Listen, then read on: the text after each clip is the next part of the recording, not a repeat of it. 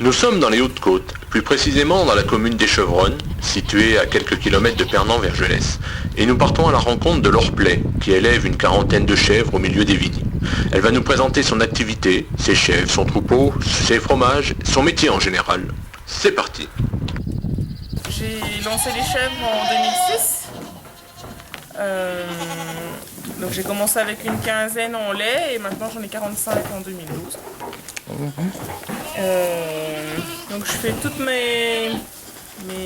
production de lait partout en fromage en vente directe, à la ferme ou par le biais d'une AMAP tous les 15 jours ou un restaurateur et tous les touristes et puis les marchés du terroir les week-ends. La composition du troupeau, la race, Alors la race, ce sont des alpines chamoisées. Donc après suivant c'est principalement, oui c'est que de l'alpine. Sauf que suivant les origines de certains de mes boucs que j'ai eu pour changer le sang, font que j'ai des petites taches blanches ou des noirs qui arrivent, mais c'est tout la même race.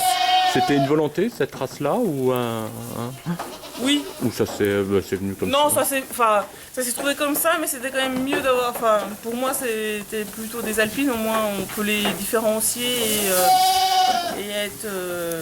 On a plein de couleurs différentes, des plus claires, des plus foncées. Alors que les blanches et sa naine, c'est blanc, quoi. C'est uniforme.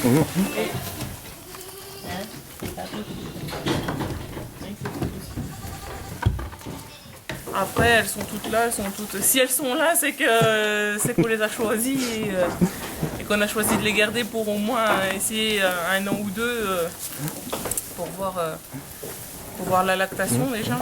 Mais il faut savoir aussi qu'une qui donne du lait, si la mère donne du lait, la fille donnera sûrement du lait aussi, quoi. D'accord. Le pis se transmet. Ah oui. Ouais. Il y a le père qui joue un petit peu aussi quand même, mais au niveau lactation, c'est comme ça que... Donc la première année en 2006, j'ai gardé toutes mes chevrettes que j'ai gardées. C'est comme ça que j'ai grandi petit à petit. J'en ai pas racheté une... j'ai pas racheté une chevrette ailleurs depuis le début, quoi. C'est toutes mes filles. Il y a que j'ai changé de bouc 3 fois. D'accord. Qu'est-ce qui vous a poussé et motivé à créer cette exploitation? Bon, déjà j'ai toujours eu des animaux. Ma grand-mère, elle avait toujours des poules, des lapins, des canards. Et puis maintenant, bon, on en a toujours, mais c'est ma mère qui s'en occupe. Et puis les biquettes, elles sont arrivées, comme je disais, avec mon ex-copain. C'est lui qui a eu l'idée. J'ai tout financé, parce qu'il avait des soucis d'argent. Et puis j'ai gardé les biquettes. Et j'ai mis le copain dehors. Parce qu'il voulait plus rien faire. Donc du coup... comme c'était à la base pour lui, et puis moi je donnais un coup de main, puis à la fin ça s'est transformé à l'envers, c'est moi qui faisais tout, puis lui plus rien, donc ça pouvait pas durer comme ça, donc voilà.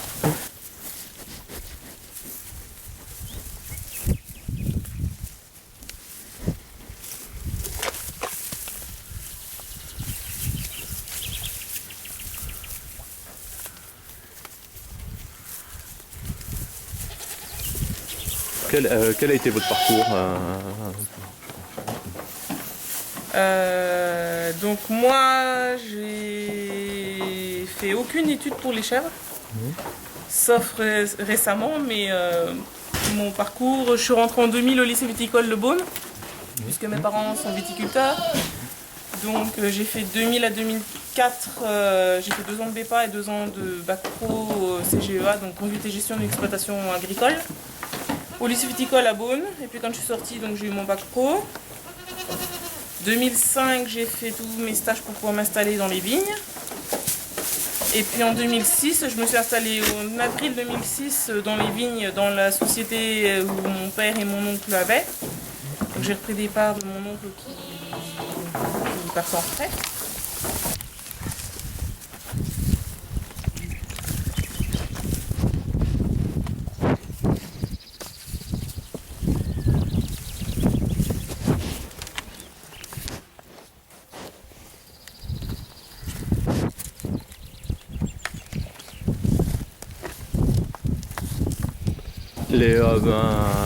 Les habitants n'ont pas été surpris par votre démarche parce qu'on est dans les Hautes-Côtes quand même, au milieu des vignes.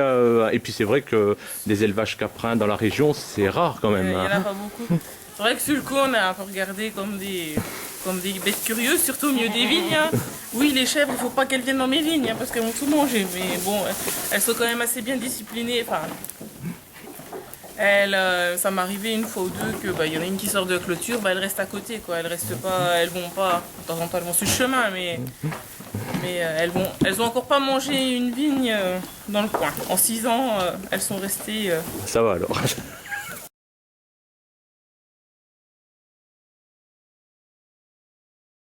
C'est assez répétitif du genre, donc le matin je me lève à 6h, je prends le temps de déjeuner, 7h, 7h15, je prépare la voiture, donc je prends mon bidon d'eau chaude pour pouvoir rincer ma machine à traire.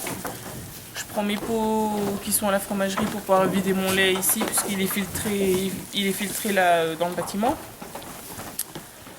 Et puis donc on arrive là entre 7h15 et 7h30. Donc là, en ce moment, on commence par donner à manger aux petits, sinon on ne s'entend plus parler. On rentre tous ceux qui se sont fait la malle. Et puis donc, on leur remet de l'eau propre, du grain et le foin. Et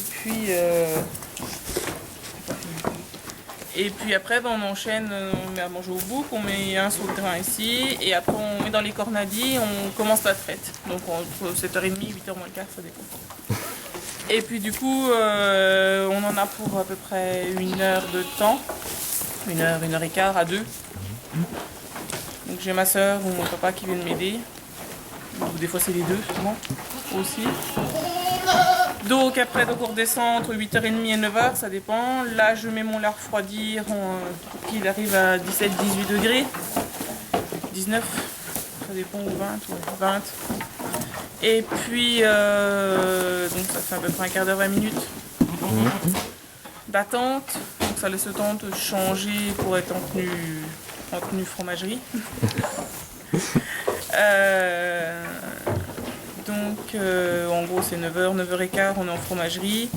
Et là on démoule. Enfin non, je présure mon lait du matin, donc à 20 degrés maintenant. Je présure mon lait donc avec la présure naturelle 100% caillette de chevreau. Je vais chercher à Meursault, anciennement les présures Grandet. Avec du petit lait de la veille. Et puis on laisse cailler 24 heures. Donc je mets dans des bacs, dans une armoire de caillage à 20 degrés. Entre 18 et 20 degrés. Pendant 24 heures. Ensuite, donc une fois que le lait est présuré, je démoule, je remoule, donc les fromages qui ont été moulés la veille. Je démoule, je lave les pots. Je lave ma table d'égouttage, je vide mon petit lait que j'ai à vider qui a égoutté de la veille. Et puis donc je remoule. Je remoule donc le lait de la veille au matin et de l'avant-veille au soir. D'accord. Et voilà, on laisse égoutter 24 heures. Après donc on finit vers 11h. Donc généralement je repars aux vignes. Midi, ou alors si j'ai des clients qui viennent, des fois je les cale de 11h à midi, comme ça. Parce que souvent j'ai quelqu'un qui m'amène des touristes et puis du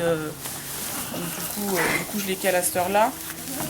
Midi on rentre, on mange, 1h15, 1h15, 1h30 je repars aux chèvres. Donc là c'est où s'il fait trop chaud je rentre les grosses parce qu'elles n'ont pas d'ombre dans le pré.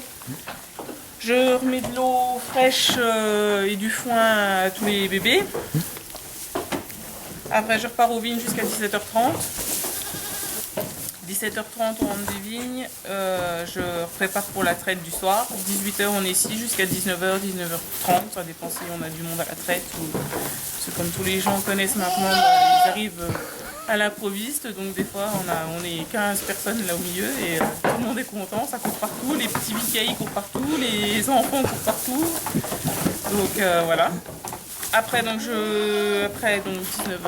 19h30, on redescend. On reprend le grain avant au hangar pour les chèvres pour le lendemain matin. Je redescends, je mets le lait à refroidir. J'attends encore 20 minutes, donc le temps d'aller prendre une douche et puis mettre une tenue propre, présurer le lait. et on est enfin tranquille. Donc généralement 20 heures. Oui, ça fait des sacrées journées. Hein. Ça fait des bonnes journées. Mais ça fait beaucoup de boulot, il y a beaucoup de trucs à penser, mais finalement... Bon, toujours une fois, j'ai pas fait de massage. Et finalement, on est notre propre patron, donc du coup, on s'organise comme on veut, quoi. Et ça fait beaucoup de boulot, mais si on a envie de prendre 5 minutes, on prend 5 minutes, quoi. On n'a pas le feu au derrière non plus. Quelle est la production journalière? Alors, ça varie, on va mettre entre 90 et 100 fromages par jour. D'accord. Sur l'année. Alors après, ça dépend, parce que donc là au début, on est à 120 fromages par jour, mais enfin, on est à partir de août, ça va commencer à diminuer. Même là, ça a déjà diminué un petit peu. On va finir à 70 fromages, donc ça fait une moyenne de 90 sur l'année, quoi, à peu près, 90-100 fromages. Quelle est la production de lait d'une chèvre? La moyenne, c'est 2,5 à 3 litres par jour. Ah, oui, Mais bon, après ça peut varier. Il y en a une qui me reste là, qui est un petit peu plus vieille et que j'ai du mal à me séparer. Elle m'en fait un demi-litre le matin, un demi-litre le soir. Elle est à 1 litre par jour, alors que j'ai ma grosse punaise, elle est à 5-6 litres par jour. Mais voilà, à 3 ans, c'est déjà pas mal, quoi. Oui.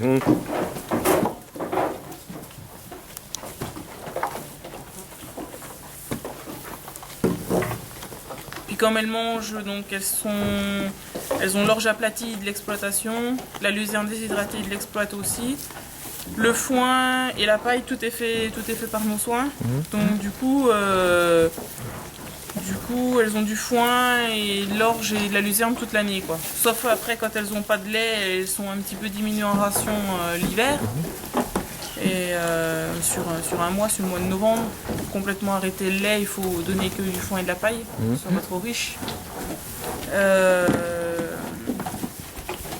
Donc du coup, elles ont toute l'année la même base entre donc le foin, on a différents foins, on a un mélange de lotier, trèfle blanc, régras.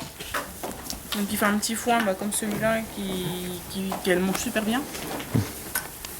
Et sinon, on a de l'herbe qui fait genre grande herbe.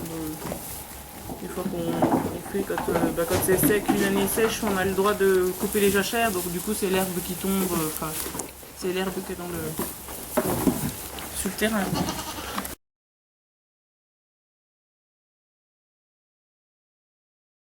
Je le fais sur rendez-vous, donc c'est à la demande de ceux qui me téléphonent. Normalement, je vais avoir un groupe de marcheurs de Dijon, là. J'ai eu des Sud-Africains la semaine dernière.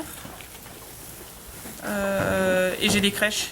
Et donc on fait une visite, on regarde les chèvres, on explique un petit peu. Et puis après on finit par une dégustation fromage.